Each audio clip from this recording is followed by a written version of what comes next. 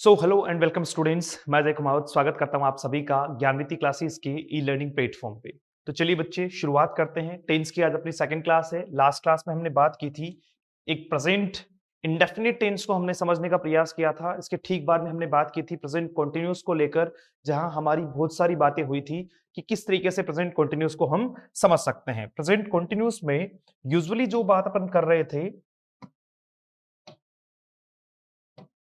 चलिए शुरू करते हैं चीजों को। देखिए, प्रेजेंट कंटीन्यूअस में हमारी बात हो गई थी कि सर किस तरीके से जो है वो लाइव एक्शन के लिए और पैरेलल एक्शन के लिए, दोनों के लिए ही प्रेजेंट कंटीन्यूअस का यूज किया जाता है। इज एम आर का आधार रहता है। इज आपका सिंगुलर हुआ, आर आपका प्लूरल हुआ और एम जो है वो किसके साथ में रहेगा बच्चे? आई के साथ में रहेगा। इसके ठीक बाद में हमने बात की थी कि सर अगर लाइव एक्शन हो, चाहे वो नाउ हो, इसके अलावा अगर बात करें एट दिस टाइम हो, एट दिस मोमेंट हो, एट दिस पर्टिकुलर टाइम हो, करंटली हो, प्रेजेंटली हो, ऐसे कुछ वर्ड अगर हो तो वहां पे हम मानते हैं उसे लाइव एक्शन के तौर पे at the time of speaking, जब बोलते समय वो बात की जा रही हो, बोलते समय वो काम चल रहा हो। इसके ठीक उल्टे हमने बात की थी कि सर एक पैरेलल एक्शन होता है, साथ साथ में अगर कोई काम चल रहा हो, साथ साथ में कोई काम चल रहा हो। जैसे मैंने कहा कि मैं इन दिनों जो है वो ज्ञानरीति क्लासेज में पढ़ा रहा हूं, मैं इन दिनों ज्ञानरीति क्लासेज में पढ़ा रहा हूं। इसका मतलब मेरा काम कैसा चल रहा है? पैरेलली मेरा काम चल रहा है, मेरा काम पैरेलली चल रहा है। तो उस कंडीशन में हम क्या मानेंगे? उस कंडीशन में बच्चे हम क्या मानने वाले हैं? आपका प्रेजेंट कंटीन्यूअस दीज डेज या नाउ ए डेज के लिए मानने वाले हैं। चलिए अब कुछ इंपॉर्टेंट बात करते हैं यहाँ पे, ठीक है। कुछ वर्ब्स की बात करते हैं। वर्ब्स, देखिए कुछ वर्ब इस तरीके की होती है, कुछ वर्ब इस तरीके की होती है जिनका यूज प्रेजेंट कॉन्टिन्यूअस टेंस में नहीं किया जा सकता। कुछ स्टेटिव वर्ब होती है जिनका यूज प्रेजेंट कॉन्टिन्यूअस टेंस में नहीं किया जा सकता। अगर अपन बात करें उन वर्ब के बारे में, अगर अपन बात करें उन वर्ब के बारे में, तो जैसे मैंने कहा आपका हुआ बच्चे सी, हियर, फील, लाइक,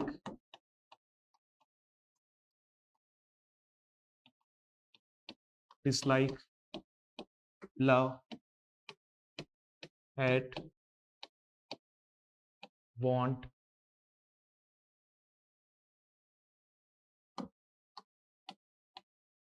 चलिए हैव हो गया था अपना, ठीक है। देखिए सी हुआ, हियर हुआ, आपका फील हुआ, लाइक हुआ, डिसलाइक हुआ, लव हुआ, हेट हुआ, ये सारी की सारी जो वर्ब है, ये जो सारी की सारी वर्ब है एटसेट्रा, ठीक है। इनका यूज जो है वो किस सेंस में नहीं किया जा सकता? इनका यूज आपके प्रेजेंट कंटीन्यूअस में नहीं किया जा सकता। We can't use these verbs in present continuous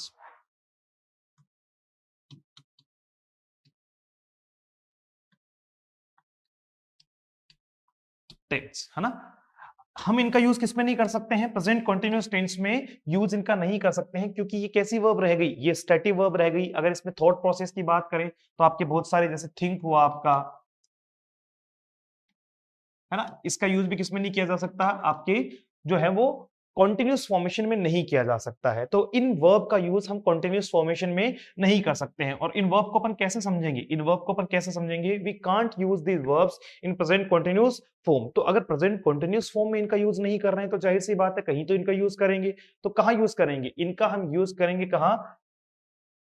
instead of, इनका यूज किसमें किया जाएगा? प्रेजेंट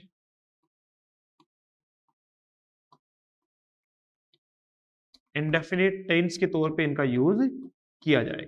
प्रेजेंट इंडेफिनिट टेंस के तौर पे इनका यूज किया जाएगा। जैसे आपका हुआ नो हुआ,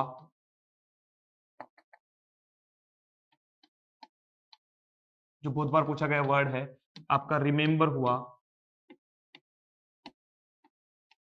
ठीक है। बहुत सारी ऐसी वर्ब है, इनके अलावा भी बहुत सारी ऐसी वर्ब है जिनका यूज किस फॉर्मेशन में नहीं किया जा सकता है, आपके कॉन्टिन्यूस फॉर्मेशन में नहीं किया जा सकता। इंस्टेड ऑफ, इसके बजाय हम किस में यूज करेंगे प्रेजेंट इंडेफिनिट में इसका यूज हम करेंगे कॉन्टिन्यूस में करने की बजाय। चलिए इस बात को समझते हैं कुछ एग्जाम्पल से। जैसे मैंने कहा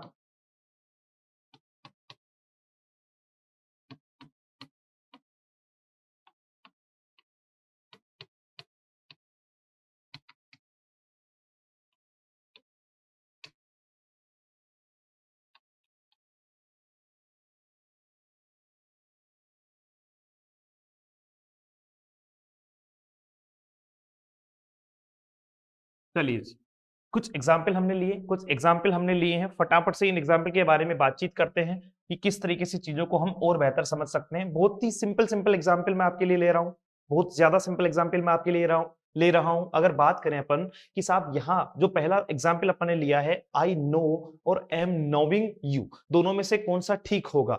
आई एम नोविंग यू ज्यादा ठीक होगा या आई नो यू ज्यादा ठीक होगा? तो नो एक ऐसी वर्ब है, देखिए नो का अर्थ होता है जानना। अब जान रहा हूं ऐसा तो कैसे होगा? अगर मैं कहूं कि नो का यूज प्रेजेंट कॉन्टिन्यूस टेंस में किया जाए तो ये बिल्कुल क्या है? गलत है। नो का यूज प्रेजेंट इंडेफिनिट के तौर पे होगा, और प्रेजेंट इंडेफिनिट के तौर पे आई के साथ में वर्ब की फर्स्ट फॉर्म, कोई दिक्कत नहीं है इसमें। तो आपका नो बिल्कुल ठीक हुआ, एम नोइंग यहां से बिल्कुल गलत होगा और आपका क्या लिखा जाएगा? I know you, I know you, यानी आपका कौन सा ठीक हुआ बच्चे? नो आपका यहाँ पे बिल्कुल ठीक हुआ। सेकंड की अगर आप बात करेंगे, सी इज हैविंग ए कार, भाई हैविंग ए कार या फिर सी हैज ए कार, तो आप जाहिर सी बात है आप कहेंगे कि सर इसमें इज हैविंग लिखना तो क्या हुआ? बिल्कुल गलत हुआ। सी के अकॉर्डिंग क्या लगाएंगे? प्रेजेंट इंडेफिनिट के अकॉर्डिंग क्या लगाएंगे? हैज लगाएंगे, और क्या हो जाएगा आपका? She has a car. यहाँ पे इज हैविंग का यूज नहीं होगा, क्योंकि हैव का यूज जो है वो आईएनजी फॉर्मेशन में कुछ स्पेसिफिक रीजन से किया जाता है। स्पेसिफिक रीजन से कहने का मतलब क्या हुआ? कुछ स्पेसिफिक रीजन से कहने का मतलब क्या हुआ? जैसे हैविंग का यूज कब किया जाता है? हैविंग का यूज कब किया जाता है? अगर बात करें अपन हैविंग की, तो हैविंग का यूज तब किया जाता है बच्चे जब बात किसकी हो? फन की या फिर इंजॉय की। बात हो आपकी फन की या फिर इंजॉय की या फिर टेक की, कंज्यूम की, ईट की।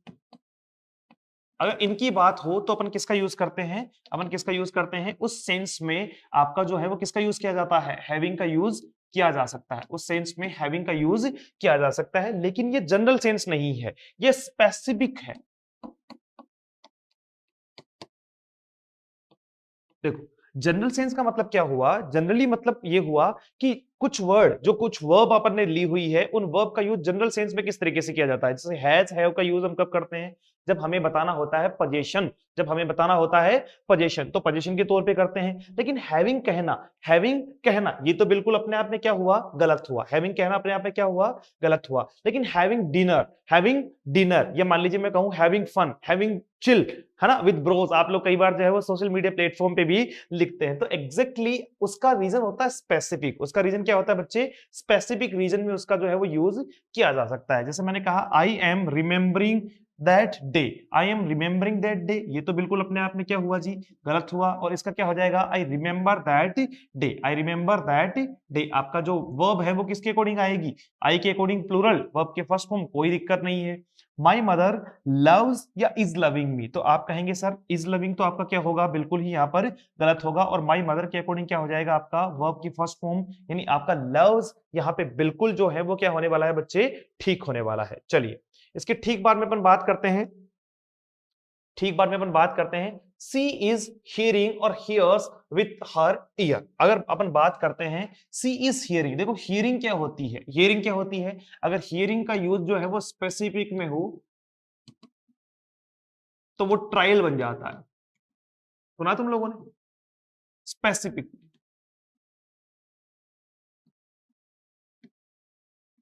अगर स्पेसिफिक आपको कोई पूछे कि हियर का स्पेसिफिक रीजन क्या है, तो हियरिंग तभी बन पाएगा जब वो स्पेसिफिकली किसकी बात करे, ट्रायल की बात करे। जैसे कई बार आपने सुना होगा ना कि आज मेरी कोर्ट में हियरिंग है, आज मेरी कोर्ट में क्या है, हियरिंग है, तो ये वही है, ट्रायल है, आपकी सुनवाई है, आपका क्या है, सुनवाई है। तो आपका यहाँ पे क्या ठीक हुआ, सी आपका सिंगुलर सब्जेक्ट है तो आने वाली वर्ब भी सिंगुलर होगी, यानी आपका एस यहाँ पे हियर्स बिल्कुल क्या हुआ, ठीक हुआ। राधिका नोज और इज नोविंग माई फ्रेंड्स, तो भैया नोविंग कहना तो गलत हुआ, इस वर्ब का यूज हम कंटिन्यूस में नहीं कर पाएंगे, तो राधिका के साथ में नोज लिखना हमारा क्या हुआ, अकॉर्डिंग टू इंडेफिनिट बिल्कुल क्या हुआ बच्चे, ठीक हुआ। My teacher like, my teachers like और आर लाइकिंग मी, तो आप कहेंगे सर आर लाइकिंग लिखना तो बिल्कुल क्या हुआ, गलत हुआ। टीचर्स प्लूरल है तो प्लूरल के साथ में वर्ब की कौन सी फॉर्म ठीक रहेगी, फर्स्ट फॉर्म ठीक रहेगी, उसके साथ में एस ई एस का यूज हमें नहीं करना है। आगे बात की हमने किसके बारे में, सरिता इज डिसलाइकिंग और डिसलाइक्स माई फादर, भाई डिसलाइकिंग तो होगा नहीं, और सरिता जो है वो सिंगुलर है, तो इसके साथ में आने वाली वर्ब भी क्या होगी, सिंगुलर होगी, यानी इसके साथ में एस ई एस या आई ई एस लगा हुआ होना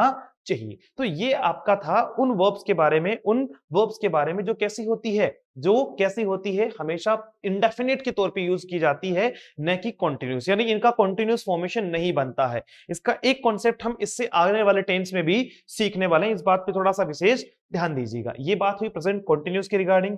बात शुरू करते हैं हमारी थर्ड नंबर, हमारा जो टेंस है वो कौन सा हो जाएगा बच्चे, प्रेजेंट परफेक्ट टेंस। कौन सा हो जाएगा, प्रेजेंट परफेक्ट टेंस। और अगर प्रेजेंट परफेक्ट टेंस की बात आती है तो प्रेजेंट परफेक्ट में सबसे पहले आ जाएगा आपका, सबसे पहले आ जाएगा आपका क्या, हेल्पिंग वर्ब। और हेल्पिंग वर्ब क्या होती है, सब जानते हैं कि साहब अगर परफेक्ट लिखा हुआ है तो इसका मतलब हेल्पिंग वर्ब के तौर पे आया आपका हैज, या फिर आपका आया हैव, और उसके साथ में परफेक्ट के तौर में वर्ब की कौन सी फॉर्म आएगी, थर्ड फॉर्म आएगी भाई। परफेक्ट के तौर पर वर्ब की कौन सी फॉर्म आएगी, थर्ड फॉर्म आएगी। हैज किसके साथ में हुआ बच्चे, सिंगुलर के साथ में, हैज किसके साथ में हुआ, सिंगुलर के साथ में, और हैव आपका किसके साथ में हुआ, ये आपका हुआ प्लूरल आपके सब्जेक्ट के साथ में। ठीक है जी, चलिए कुछ एग्जाम्पल देख लेते हैं, यहीं से पहले इसको समझने का प्रयास करते हैं। मैंने कहा आई हैव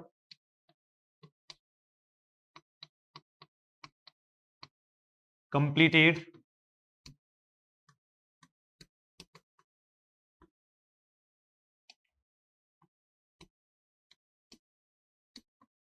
माई असाइनमेंट्स। ठीक है, तो देखिए भाई, आई हैव कंप्लीटेड माई असाइनमेंट्स कहने का मतलब क्या हुआ, आई के अकॉर्डिंग जो है वो क्या ठीक हुआ, हैव बिल्कुल ठीक हुआ। आई प्लूरल में काउंट होगा तो हैव बिल्कुल ठीक हुआ, और हैव के बाद में वर्ब की कौन सी फॉर्म लगी हुई है, थर्ड फॉर्म लगी हुई है, इसका मतलब इस सेंटेंस में कहीं कोई दिक्कत नहीं है। I have completed my assignments. उसी को अगर मैं कहूं she has taken her work, she has taken her work, तो कहने का अर्थ क्या हुआ कि आपको जो है वो सी आपका सब्जेक्ट हुआ, सिंगुलर सब्जेक्ट है तो आने वाली वर्ब भी, हेल्पिंग वर्ब भी क्या हुई आपकी, सिंगुलर हुई, और वर्ब की कौन सी फॉर्म हो गई, थर्ड फॉर्म, यानी हैज के बाद में आपका वर्ब का थर्ड फॉर्म टेकन आना बिल्कुल क्या हुआ, ठीक हुआ। तो ये आपका हुआ present perfect tense, present perfect tense. अगर इसके बात करें कि सर इसमें जो है वो यूज इसका क्या है, इसका यूज क्या है, तो उसके बारे में अपन बात करते हैं। यूज ऑफ, चलिए इसके बारे में यूज में बात करते हैं अपन। Use of present perfect tense. अगर प्रेजेंट परफेक्ट टेंस की यूज की अपन बात करें, प्रेजेंट परफेक्ट टेंस की अगर यूज की अपन बात करें, तो सबसे पहले अपन बात करेंगे इसके कीवर्ड के बारे में, कि कौन कौन से कीवर्ड से जो है वो आप ये पहचान सकते हो, कौन कौन से कीवर्ड से आप ये पहचान सकते हो कि ये जो टेंस दिया हुआ है वो कौन सा है, प्रेजेंट परफेक्ट है, प्रेजेंट परफेक्ट है। जिसमें आपका हुआ जस्ट, आपका हुआ रिसेंटली, आपका हुआ ऑलरेडी, आपका हुआ बच्चे सो फार, इसके बाद में आपका हुआ यट। ठीक है, चलिए अगर बात करें अपन किसके बारे में, इसमें हुआ आपका लेटली और एक आपका हुआ एवर। अगर बात करते हैं किसकी, जस्ट रिसेंटली, ऑलरेडी, सो फार, येट, लेटली और एवर के बारे में, तो ये किसको प्रदर्शित करते हैं, प्रेजेंट परफेक्ट टेंस को प्रदर्शित करते हैं। देखिए यहां एक बहुत बार एक क्वेश्चन जो है वो दिया जाता है, यहां से एक बहुत बार एक क्वेश्चन दिया जाता है। सबसे पहले मैं बात करूंगा यहाँ पे इंपॉर्टेंट पॉइंट पे कि प्रेजेंट परफेक्ट क्या है, प्रेजेंट परफेक्ट क्या है। देखिए इसको थोड़ा सा आप ढंग से समझिएगा। अगर बात करें अपन पास्ट की, अगर अपन बात करें पास्ट की, ठीक है, उसके ठीक बाद में टाइमलाइन के अकॉर्डिंग क्या आया, प्रेजेंट आया। बोलो हाँ कि ना। उसके बाद में क्या आया, प्रेजेंट, और उसके बाद में अपन ने टाइमलाइन के अकॉर्डिंग क्या डिसाइड किया था, फ्यूचर डिसाइड किया था। कोई दिक्कत नहीं है यहां पे। अब जैसे मान लीजिए अभी अभी मैंने कोई काम किया, आपने मुझे कहा, आपने मुझे कहा कि सर खाना खाई, खाना खाइए, और मैंने आपको कहा कि भाई अभी खाया है, भाई अभी खाया है। इसका मतलब जस्ट वो काम हुआ है, रिसेंटली वो काम हुआ है। तो जो काम रिसेंटली हुआ है, देखो हो गया, इसका मतलब वो किस में आ गया, पास्ट में आ गया। हो गया इसका मतलब वो किस में आ गया, पास्ट में आ गया। अब देखो पास्ट में एक तो पास्ट हुआ, एक होता आपका रिसेंट पास्ट। इस बात को पहले समझ लो आप। एक होता आपका बच्चे क्या, रिसेंट पास्ट, और एक आपका होता है past of past, past of past. ठीक है जी। एक वो आपका रिसेंट पास्ट जो अभी भी पूरा हुआ है, एक आपका हुआ पास्ट, और एक आपका हुआ पास्ट ऑफ पास्ट। तो तीनों में जो है वो फर्क क्या है, पास्ट का मतलब तो क्या हुआ, जैसे मैंने कहा इंडिया गोट फ्रीडम इन 1947, भारत को आजादी कब मिली, 1947 में। ये तो आपका हो गया पास्ट, ये तो आपका हो गया पास्ट। रिसेंट पास्ट जैसे मैंने कहा जस्ट खाना खाया है, जस्ट खाना खाया है, तो इसका मतलब क्या हुआ, अभी अभी काम पूरा हुआ है, उसका प्रभाव अभी है, तो वो आपका प्रेजेंट परफेक्ट है। ये आपका क्या होता है, प्रेजेंट परफेक्ट जो होता है वो कौन सा होता है बच्चे, ये आपका होता है रिसेंट पास्ट। कौन सा होता है, रिसेंट पास्ट। ये आपका क्या हुआ,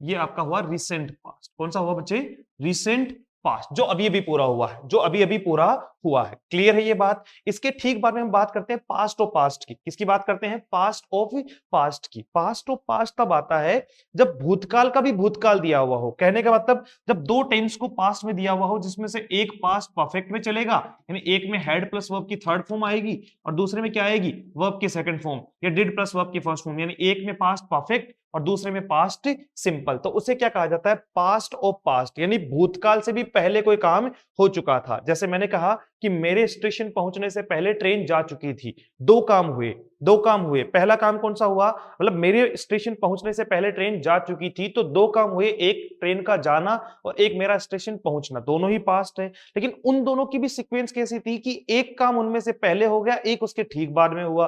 पहले ट्रेन चली गई, मैं बाद में पहुंचा, तो इसका मतलब मैं जो पहले काम हो चुका है वो क्या है, वो आपका पास्ट ऑफ पास्ट है, वो पास्ट से भी पहले हो गया, वो पास्ट से भी पहले हो गया। और पास्ट आपका क्या हो गया, पास्ट ये हो गया कि मेरा वहां स्टेशन पर पहुंचना। तो इस तरीके की जो चीजें हैं उनके बारे में हम बात करेंगे।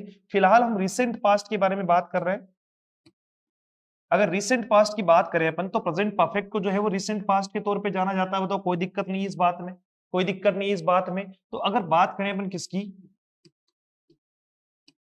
रिसेंट पास्ट के तौर पे, तो हमेशा याद रखें कि इन तीन वर्ड का यूज, स्पेशली हेल्पिंग वर्ब, ठीक है, और उसके ठीक बाद में आपका क्या दिया हुआ रहेगा, आपको दिया हुआ रहेगा जस्ट, रिसेंटली और ऑलरेडी।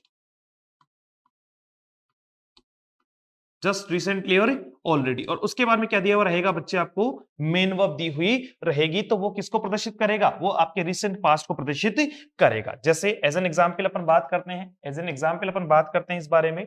मैंने कहा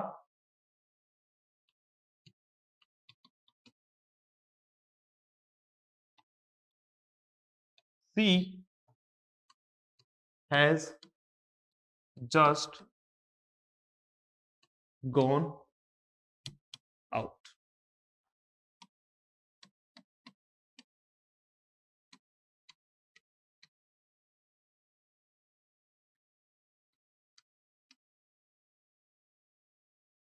They have already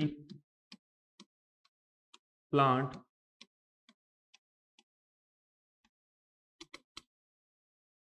everything.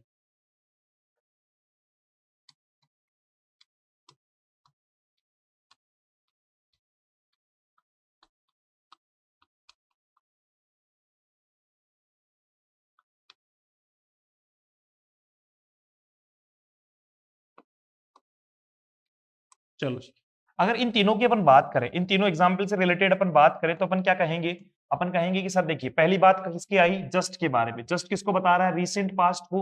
ये आ रहा है किसके बीच में? हेल्पिंग वर्ब और मेन वर्ब के बीच में।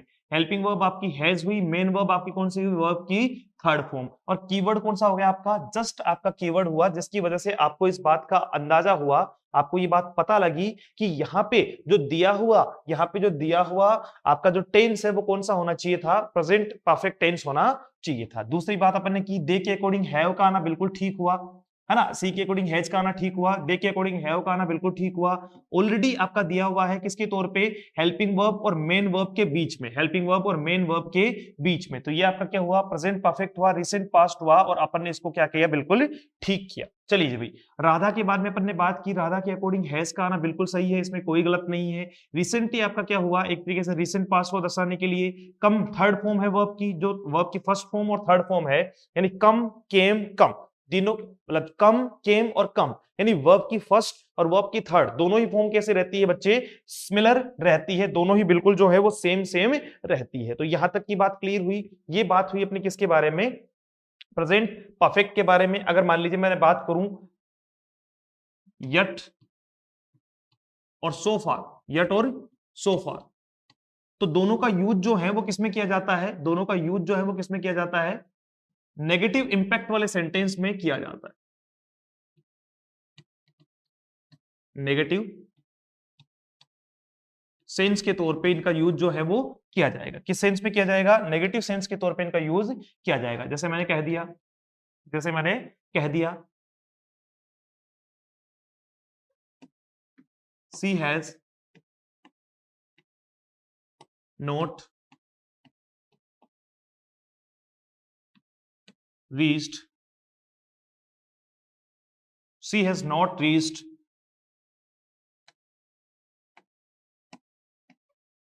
yet। चलिए, she has not reached yet, यानी वो अभी तक नहीं पहुंची है, वो अभी तक नहीं पहुंची है। She has not reached yet। yet आपका किसको बता रहा है? प्रेजेंट परफेक्ट को बता रहा है। सी के अकॉर्डिंग जो है वो क्या आना?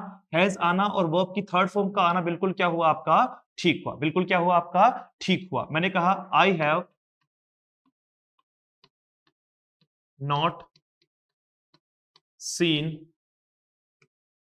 Him so far. भाई काफी टाइम से मैंने उसे नहीं देखा है, काफी टाइम से मैंने उसे नहीं देखा है। तो आई के साथ में हैव का प्रयोग होना बिल्कुल ठीक हुआ। नोट आया आपका, उसके बाद में वर्ब की कौन सी फॉर्म आई बच्चे? Third form I. ठीक है, और इसका जो है वो कीवर्ड क्या हो गया आपका? सो फार इसका कीवर्ड हो गया। यानी येट और सो फार के साथ में भी किसका यूज किया जाता है? प्रेजेंट परफेक्ट टेंस का यूज किया जाता है। यहां एक बात जो आपको समझनी है, एक चीज मैं आपको और बताने वाला हूं, और वो कौन सी है, इसके बारे में थोड़ा सा अपन जो है वो रुक कर बात करेंगे। ठीक है, चीजों को जो है वो ढंग से समझने का प्रयास करेंगे। देखिए, जैसे आपने कई बार देखा होगा, एज एन एग्जाम्पल इस बात को समझिएगा पहले, फिर इस पर चर्चा करेंगे, है ना? देखिए, मैंने आपको कहा सी हैज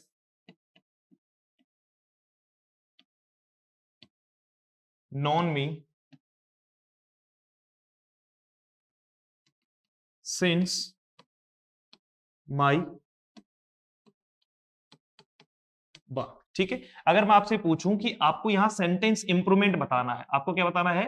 सेंटेंस इंप्रूवमेंट बताना है। सेंटेंस इंप्रूवमेंट बताने का मतलब क्या हुआ बच्चे? सेंटेंस इंप्रूवमेंट बताने का मतलब क्या हुआ कि आपको यहां तीन ऑप्शन दिए मैंने, और चौथा ऑप्शन आपका कौन सा हुआ? No improvement. चौथा ऑप्शन क्या हुआ? No improvement. कि अगर इसमें इंप्रूवाइजेशन की संभावना है,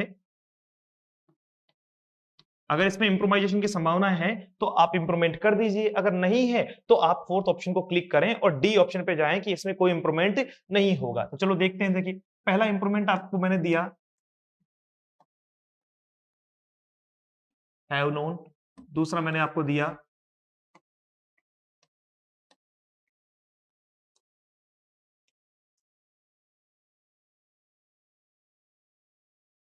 और तीसरा इंप्रूवमेंट मैंने आपको दिया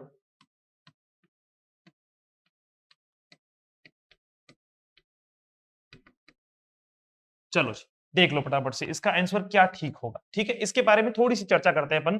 she has known me since my birth. अब स्टूडेंट की मेंटेलिटी क्या है कि उसने जैसे ही सिंस फॉर देखा, उसने जैसे ही सिंस फॉर देखा, वो तो इस बात के पीछे पड़ गया कि साहब यहाँ क्या आया हुआ है?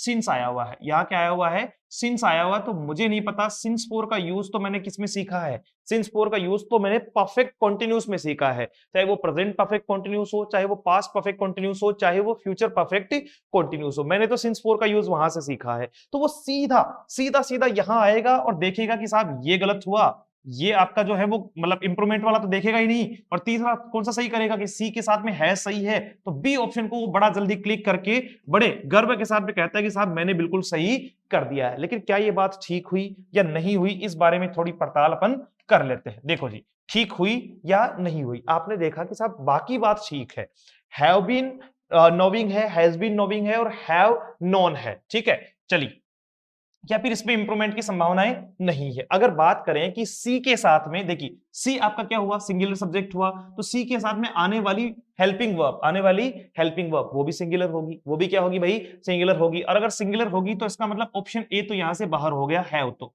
ठीक है, ऑप्शन सी भी यहां से बाहर हो गया, हैव, क्योंकि सी के साथ में हैव तो वैसे ही नहीं आएगा। बच गया क्या अपने पास में, या तो आएगा हैज बीन नोविंग या फिर होगा नो इंप्रूवमेंट। अब बच्चा जो है वो सिंस 4 के हिसाब से क्या लगा रहा है, हैज बीन नोविंग लगा रहा है, लेकिन मैंने अभी अभी आपको जो है वो प्रेजेंट कंटीन्यूअस के तौर पे बताया था कि कुछ वर्ब का कंटीन्यूअस फॉर्मेशन नहीं बनता, ये भी वही वर्ब है, नो वही वर्ब है जो स्टेटिव में रहती है, जिसका कंटीन्यूअस फॉर्मेशन नहीं बनता, और कंटीन्यूअस फॉर्मेशन नहीं बनने की वजह से इसको प्रेजेंट परफेक्ट कंटीन्यूअस टेंस में यूज करने की बजाय, इसे प्रेजेंट परफेक्ट कंटीन्यूअस टेंस में यूज करने की बजाय किस में यूज करते हैं, सिंस 4 होते हुए भी इसे जस्ट इसके पिछले वाले टेंस में यानी प्रेजेंट परफेक्ट में यूज करते हैं। तो आपका ये भी क्या हुआ बच्चे, यहां पर बिल्कुल गलत हुआ। तो आपका ठीक उत्तर कौन सा हुआ, नो इंप्रूवमेंट, यानी आपको जो दिया हुआ सेंटेंस है वो बिल्कुल आपका क्या है, ठीक है। यानी सिंस 4 होते हुए भी, सिंस 4 होते हुए भी आप किसका यूज करेंगे, हैज हैव प्लस वर्ब की थर्ड फॉर्म का यूज करेंगे उन वर्ब के लिए जिन वर्ब का क्या नहीं बनता है, जिन वर्ब का क्या नहीं बनता है बच्चे, आईएनजी फॉर्मेशन नहीं बनता है। ये बात दिमाग में लगा लीजिएगा। बार बार आप गलतियां करते हैं, आप सिंस को देखते ही सोचते हैं, सिंस और 4 को देखते ही आप जो है वो तुरंत तय कर लेते हैं कि ये लो जी भैया हमारा हुआ बिल्कुल ठीक, ऐसे तो नंबर नहीं आएंगे। चलो जी आगे बात करते हैं। फोर्थ नंबर अपना टेंस हुआ,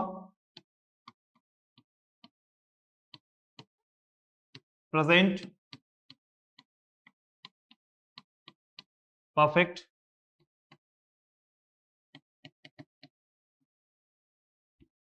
कंटीन्यूअस टेंस। अगर प्रेजेंट परफेक्ट कंटीन्यूअस टेंस की हम बात करें तो प्रेजेंट परफेक्ट कंटीन्यूअस टेंस के बारे में सबसे पहली बात आएगी कि सर इसकी हेल्पिंग वर्ब क्या है।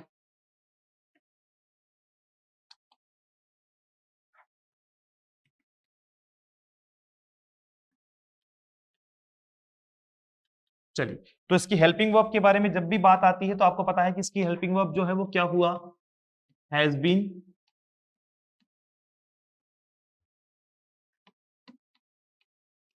या हैव बीन, ठीक है, प्लस वर्ब की कौन सी फॉर्म, फर्स्ट फॉर्म के साथ में ING, has been have been plus verb की फर्स्ट फॉर्म के साथ में आईएनजी, और उसके साथ में जो है वो क्या लगाया जाता है आपका सिंस या फोर, ये जो टाइम स्पेसिफिक है इसे लगाया जाएगा, सिंस या फोर आपका लिखा जाएगा, और फिर आपको क्या लगाया जाएगा, आपको दिया जाएगा बच्चे क्या, टाइम वर्ड आपको दिया जाएगा, टाइम वर्ड आपको वहां पर दिया जाएगा। तो कैसे समझेंगे इस बात को अपन, कैसे समझेंगे इस बात को अपन, चलिए देख लेते हैं। सबसे पहले बात की अपन ने, हैज बीन वही आपका किस में आया, सिंगुलर सेंस में आया, और हैव बीन आपका किस में आया, प्लूरल सेंस में इसका यूज हुआ। ये सिंगुलर हुआ, ये आपका प्लूरल हुआ। एक एग्जांपल से अपन बात को जो है वो समझने का प्रयास करेंगे, एक एग्जांपल से अपन बात को समझने का प्रयास करेंगे। चलिए, मैंने कहा she has been living in Jaipur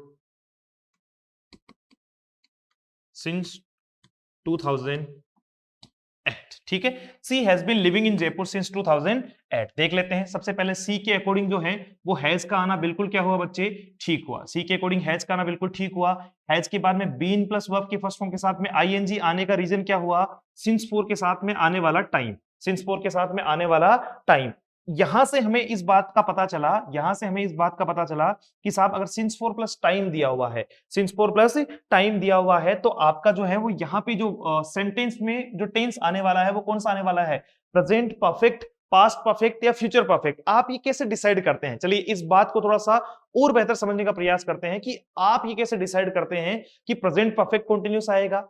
जैसे मान लीजिए मैं इसमें आपको यहां फिल इन द ब्लैंक्स दूं, ठीक है, और यहां पे आपको वर्ब दूं लीव, और फिर आपसे पूछूं कि बताओ बच्चे मुझे कि यहाँ पे कौन सा टेंस आएगा, तो आप में से कुछ कहेंगे सर प्रेजेंट परफेक्ट कंटिन्यूअस आएगा, कुछ कहेंगे सर पास्ट भी तो आ सकता है, कुछ कहेंगे फ्यूचर भी तो आ सकता है। ऐसा नहीं होता है। जब तक, मेरी बात को गौर से समझिएगा, जब तक सेंटेंस आपको ये ना बताए कि वो पास्ट का है, यानी उसमें कोई past indication word, past indication कोई एडवर्ब या पास्ट इंडिकेशन कोई स्टेटमेंट नहीं दिया हुआ हो, तब तक आप उसे पास्ट का, या वैसे ही अगर फ्यूचर का नहीं दिया हुआ हो तो उसे फ्यूचर का ना मानते हुए आप उसे हमेशा किसमें मानेंगे बच्चे? प्रेजेंट में उसे मानेंगे। किसमें मानेंगे? प्रेजेंट में उसे मानेंगे। तो आपका यहां जो है वो बिल्कुल ठीक है, इसमें कोई दिक्कत नहीं है, इसमें कोई दिक्कत नहीं है, ये आपका बिल्कुल ठीक हुआ। और ठीक होने के साथ साथ में आपका सिंस 4 की वजह से जो है वो क्या आया हुआ है यहाँ पे, सी के बाद में हैज और उसके बाद में बीन प्लस वर्ब के फर्स्ट फॉर्म के साथ में आईएनजी। तो ये हुआ आपका प्रेजेंट परफेक्ट कंटीन्यूअस टेंस के रिगार्डिंग। अब यहां बात आती है, यहां बात आती है एक स्टूडेंट के लिए समझने के लिए कि सर सिंस और फोर का क्या खेल है, सिंस और फोर का क्या खेल है, इसके बारे में भी अपन बात कर लेते हैं भाई। ठीक है, बात करते हैं अपन यूज ऑफ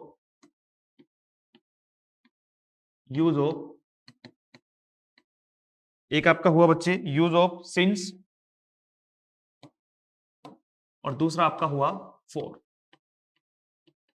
ठीक है, एक आपका हुआ सिंस और दूसरा आपका हुआ फोर। ठीक है जी, चलो देख लेते हैं आपसे। अगर बात करें अपन सिंस के रिगार्डिंग और बात करें अपन फोर के रिगार्डिंग,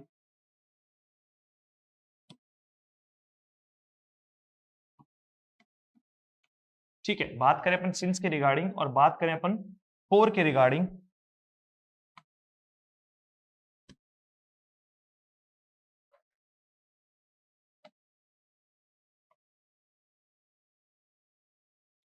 चलो देखिए सिंस क्या है, सिंस क्या है, सिंस को कहेंगे अपन क्या, पॉइंट ऑफ टाइम है। क्या है भाई? आपका पॉइंट ऑफ टाइम हुआ, आपका निश्चित टाइम हुआ। इसके अलावा अगर अपन बात करें किसके बारे में, फोर के बारे में, तो फोर आपका क्या हुआ बच्चे? पीरियड ऑफ टाइम हुआ। क्या हुआ आपका? पीरियड ऑफ टाइम, यानी समय की अवधि, समय की अवधि। एक आपका क्या हुआ? पॉइंट ऑफ टाइम और दूसरा आपका क्या हुआ? Period of time. एक आपका हुआ पॉइंट ऑफ टाइम, दूसरा हुआ आपका पीरियड ऑफ टाइम। अब इस बात को थोड़ा सा और समझते हैं कि सर सिंस वास्तविकता में, एक तो देखो रटने वाली जो प्रक्रिया है ना उसको तो छोड़ ही दो, सिंस और फोर का सीधा प्रयोग देखते हैं कहां होगा और कहां नहीं होगा। अगर एग्जैक्ट माइंड में, अगर एग्जैक्ट माइंड में क्या आए, कोई भी टाइम वर्ड देते ही, अगर मैं आपको कोई भी टाइम वर्ड दूं और आपको उसे कैलकुलेट ना करना पड़े, तो इसका मतलब सिंस है, वो फिक्स है, वो पॉइंट ऑफ टाइम है। और अगर उसी चीज को कैलकुलेट करना पड़े तो फिर वो किस में चला जाएगा? वो पीरियड ऑफ टाइम में चला जाएगा। जैसे मैं कहूं मंडे, मैं कहूं मंडे, भाई अपनी क्लास कब से स्टार्ट होगी? मंडे से स्टार्ट होगी। बताओ माइंड में क्या आया? मंडे ही आया सर। क्या आया? मंडे ही आया। तो मंडे का मतलब मंडे ही होता है, मंडे का मतलब क्या होता है? मंडे ही होता है। लेकिन मैं आपको कहूं कि भैया अपनी क्लास जो है वो 2-3 दिनों में स्टार्ट होने वाली है, अपनी क्लास जो है वो 2-3 दिन में स्टार्ट होने वाली। अब बताओ 2-3 दिन कौन से सर? बताओ सर, मंडे से शुरू करेंगे, ट्यूसडे से शुरू करेंगे, कब का? ना तो 2 ना 3, तो कैलकुलेशन लगानी पड़ी हमें। हमें क्या लगानी पड़ी? कैलकुलेशन लगानी पड़ी। तो डायरेक्ट जो आपका टाइम दिया हुआ है सिंस जो है वो किसके लिए आता है? पॉइंटेड टाइम के लिए आता है। किसके लिए आता है? आपका सिंस हुआ जो पॉइंटेड टाइम हुआ उसके लिए किसका यूज किया जाएगा बच्चे? सिंस का यूज किया जाएगा। किसका यूज किया जाएगा? सिंस का यूज किया जाएगा। पॉइंटेड टाइम को समझने के लिए जैसे मान लीजिए मैंने कह दिया name of the day, name of the day, name of the day, month, year, season, etcetera. समझ रहे हैं आप मेरी बात को? जो भी आपके दिनों के नाम है, जो भी आपके दिनों के नाम है, जो भी आपके मंथ के नेम है, जो भी आपके ईयर का नाम है, या जो भी आपका सीजन का नाम है, वो क्या कहलाएगा? आपका पॉइंटेड टाइम कहलाएगा। यानी आपका हो जाएगा बच्चे इसमें किसका प्रयोग? सिंस का प्रयोग हो जाएगा। इसके अलावा सिंस का प्रयोग जो है कहां किया जाता है? अगर बात करते हैं पार्ट्स ऑफ द डे की, किसकी बात करते हैं? Parts of the day. Parts of the day कहने का मतलब क्या हुआ? In the morning,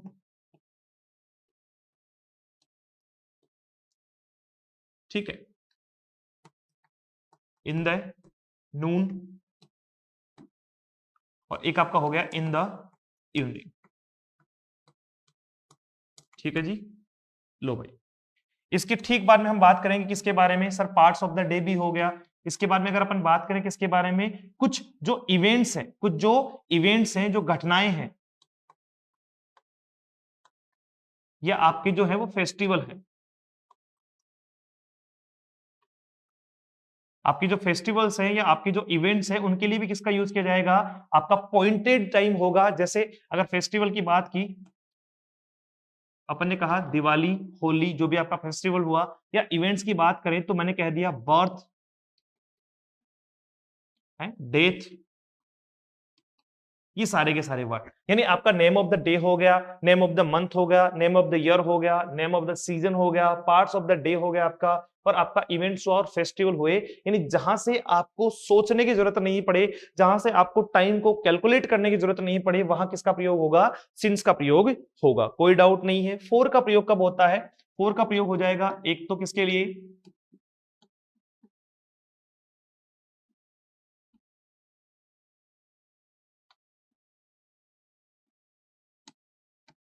calculated time के लिए। अगर आप टाइम को कैलकुलेट करते हैं तो जाहिर सी बात है किसका यूज होगा? फोर का यूज होगा। या आपने क्या यूज कर लिया? न्यूमरल यूज कर लिया। उसके बाद में क्या दिया हुआ है? टाइम वर्ड दिया हुआ है। क्या दिया हुआ है? टाइम वर्ड दिया हुआ है। तो जाहिर सी बात है किसका यूज होगा? फोर का यूज होगा। यानी स्पेसिफिक टाइम ना होके, यानी आपको जब टाइम को क्या करना पड़ जाए, टाइम को काउंट करना पड़ जाए, तो वहां पे किसका यूज होगा? फोर का यूज होगा। एज एन एग्जाम्पल आप इस बात को समझे, एज एन एग्जाम्पल आप इस बात को समझे, जैसे मैंने कह दिया आपका हुआ 2 डेज हुआ, ठीक है, 5 मंथ्स हुआ। चलिए ये क्या हो गया? देखो टू, टू अपना क्या हो गया? न्यूमरल, और उसके बाद में क्या आ गया? Time word. यहाँ पे ये 5 क्या हो गया? न्यूमरल, और मंथ्स क्या आ गया? Time word. दूसरी बात अपन ने किसकी की? कैलकुलेटेड टाइम की। भैया टाइम का कैलकुलेशन हो रहा है, मैं कह रहा हूं कि 5 दिनों से मैं इस टॉपिक को पढ़ा रहा हूं, या मैंने कह दिया 2 दिन से मैं इस टॉपिक को पढ़ा रहा हूं, तो जाहिर सी बात है 2 दिन तो कैलकुलेटेड है। 2 दिन तो क्या है बच्चे? कैलकुलेटेड है। तो इस पक्ष में जो है वो किसका यूज होगा? आपके फोर का यूज होगा, पीरियड ऑफ टाइम का यूज होगा। या मैंने कह दिया जैसे 7 years मैंने कह दिया, ठीक है, एटसेट्रा। तो आपका जो है वो कैलकुलेशन में और आपका पॉइंटेड टाइम में क्या फर्क है? एक में सिंस का यूज किया जाता है, दूसरे में किसका यूज किया जाता है? फोर का यूज किया जाता है। एक में किसका यूज किया जाएगा बच्चे? सिंस का यूज किया जाएगा, और दूसरे में किसका यूज किया जाएगा? फोर का यूज किया जाएगा। चलिए इससे रिलेटेड कुछ एग्जाम्पल भी अपन देख लेते हैं।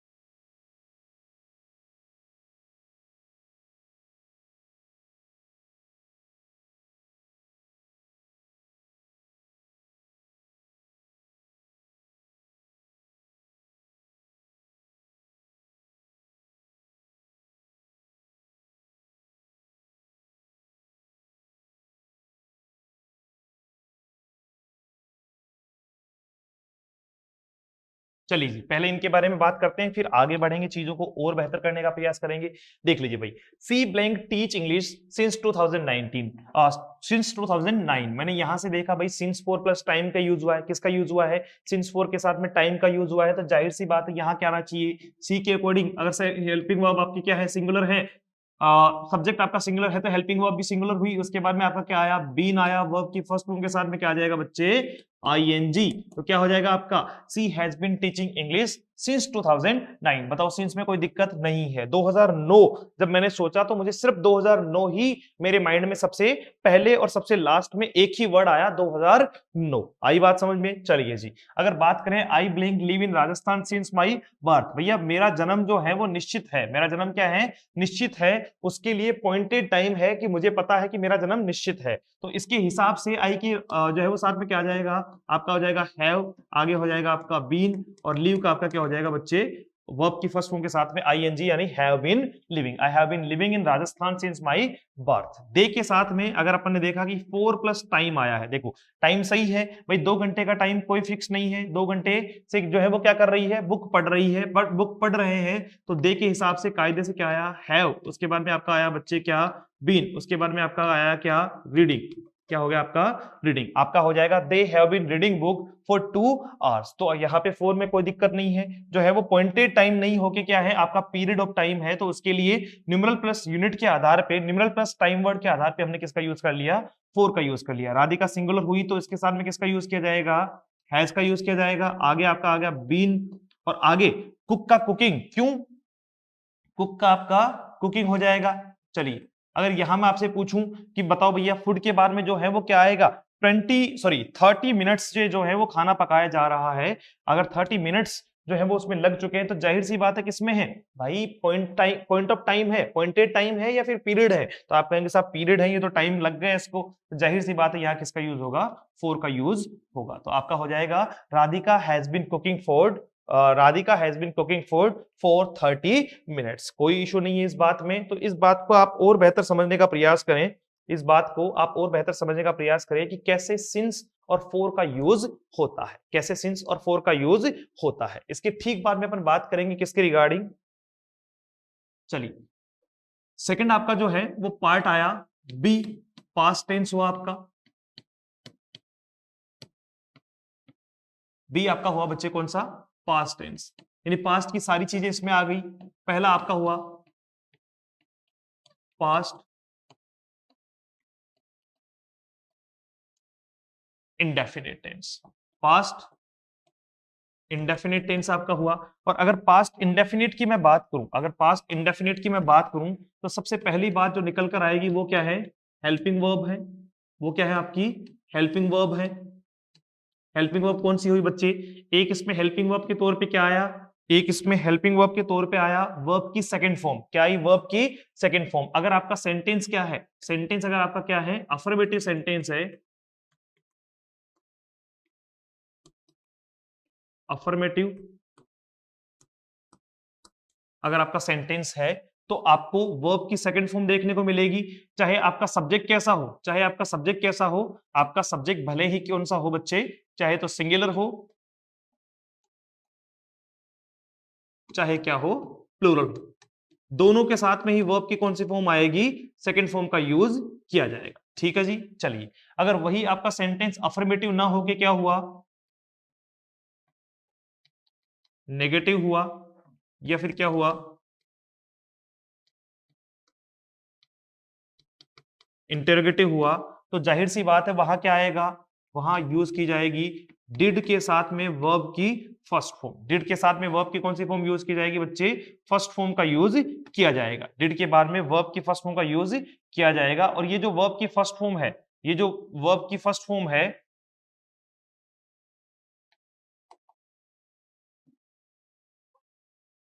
चलो भाई ठीक है, देखिए जी, डिड के साथ में वर्ब की फर्स्ट फॉर्म है, ये भी किसके साथ में आएगी, ये भी आपकी किसके साथ में आएगी, भले ही क्या हो, सिंगुलर हो, और भले ही आपका सब्जेक्ट जो दिया हुआ है वो क्या हो, प्लूरल हो, दोनों ही सेंस में डिड प्लस वर्ब की फर्स्ट फॉर्म का यूज किया जाएगा। तो ये तो आपकी हुई हेल्पिंग वर्ब, है ना। बहुत सिंपल वे में समझो, बहुत सिंपल वे में समझो चीजों को। पास्ट इंडेफिनिट की बात की अपन ने, हेल्पिंग वर्ब आपकी अफर्मेटिव में वर्ब की सेकंड फॉर्म हो गई और नेगेटिव इंटरोगेटिव में डिड प्लस वर्ब की फर्स्ट फॉर्म हो गई। चलिए ले लेते हैं कुछ एग्जांपल, फिर आगे बढ़ते हैं चीजों के साथ में। मैंने कहा सी, देखिएगा समझिएगा इस बात को, सी डिड इट, ठीक है। दूसरा मैंने कहा she did not do it.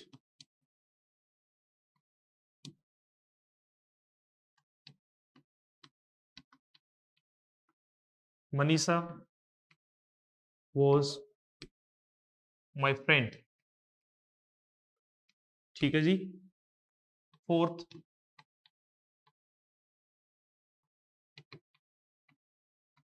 Manisha, चलिए इसको थोड़ा सा अपन चेंज कर लेते हैं, दोबारा मनीषा ही लिख लिया अपन ने।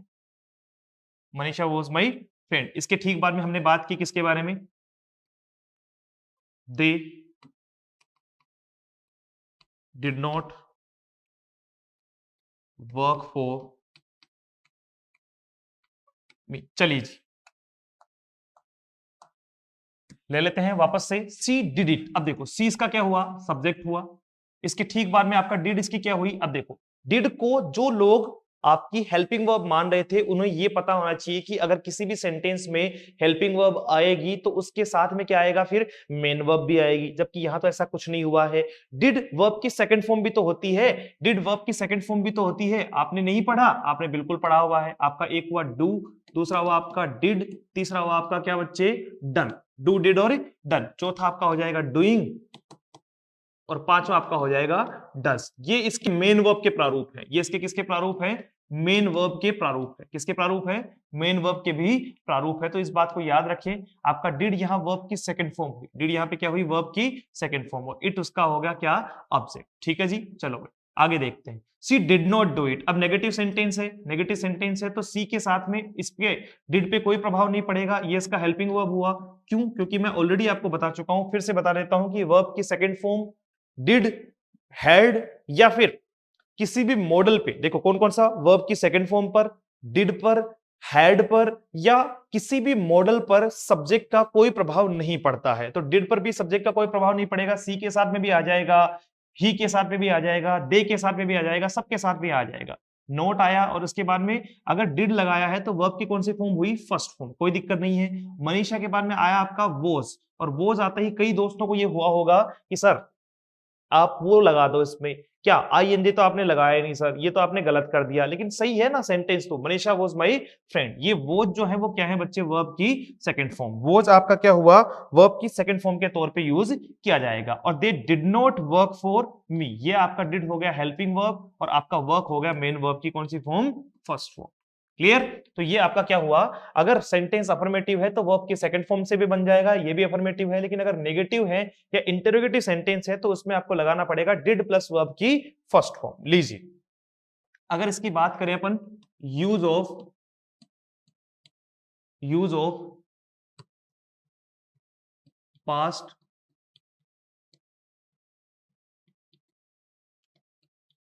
इंडेफिनिट, अगर पास्ट इंडेफिनिट के यूज की अपन बात करेंगे, सर पास्ट इंडेफिनिट का यूज कहां कहां होता है, तो सबसे पहले मैं इसकी बात करूंगा कि इसके कीवर्ड कौन कौन से, इसके कीवर्ड्स कौन कौन से। कीवर्ड्स का मतलब इसकी एडवर्ब कह दो, या वो वर्ड जिनके आधार पे इसे पहचान मिलेगी कि ये वास्तविकता में क्या है, पास्ट इंडेफिनिट है, ये वास्तविकता में क्या है, पास्ट इंडेफिनिट है। तो कौन से सेंस में इसकी बात हम करें, कौन से सेंस में इसकी हम बात करें, तो एक देखिए जैसे वर्ड हो गया आपका, एक हुआ आपका यस्टरडे, ठीक है, द प्रीवियस डे, इसी का सिनोनिम हो गया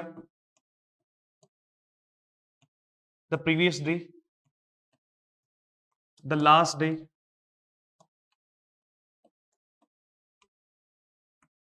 द डे बिफोर, ये सारे इसी के सिनोनिम हो गए, द डे बिफोर।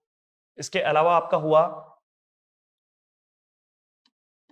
पास्ट का कोई भी टाइम, पास्ट का कोई भी टाइम याद रखिएगा। इसके अलावा आपका लास्ट के बाद में, लास्ट के बाद में कोई भी आ जाए, चाहे वो डे हो, मंथ हो, ईयर हो, सीजन हो,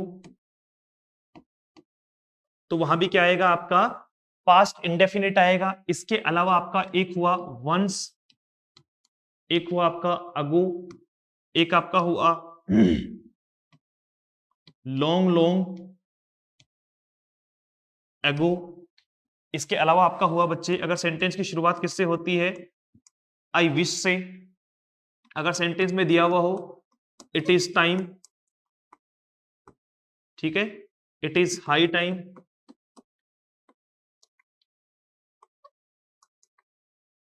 या फिर दिया हुआ हो it is about time, it is about time, तो किसका यूज होगा, तो आपके यूज होगा पास्ट इंडेफिनिट टेंस। कौन सा यूज होगा, पास्ट इंडेफिनिट टेंस का यूज होगा अगर आपको देखने को मिलते हैं ये वाले कीवर्ड। कौन कौन से, yesterday, the previous day, the last day, the day before, past का कोई भी टाइम दिया हुआ हो, लास्ट के साथ में आपको डे, मंथ, ईयर या सीजन दिया हुआ हो, वंस दिया हो, अगो दिया हो, लॉन्ग लॉन्ग अगो दिया हो, आई विश अगर सेंटेंस में लिखा हुआ है तो क्या आएगा, या it is time, it is high time, it is about time. चलिए देख लेते हैं एग्जाम्पल के तौर पे।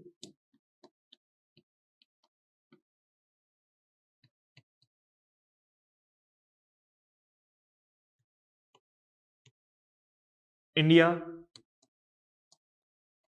Got freedom in 1947, India got freedom इन 1947। चलिए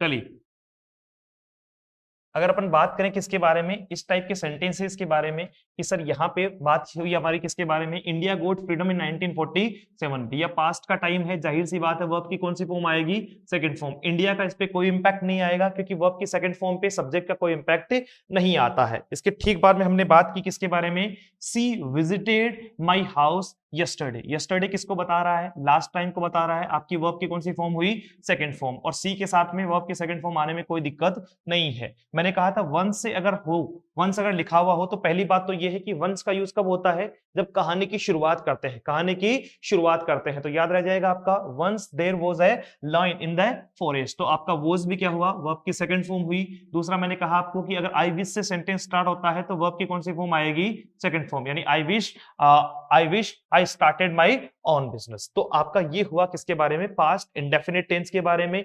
कुछ क्वेश्चंस को हम लेकर चलेंगे, प्रैक्टिस के तौर पे भी इसमें अपन बात करेंगे, वहां अपन चीजों को और बेहतर समझने का प्रयास करेंगे। तब तक के लिए चीजों को और बेहतर समझने का प्रयास करना है। इसके ठीक बाद में हमारी बात होगी जो है वो अगले टेंस के बारे में, पास्ट कंटिन्यूस के बारे में, और चीजों को और बेहतर करने का हम प्रयास करने वाले हैं। So thank you so much, have a great day, see you soon in the next class, thank you so much.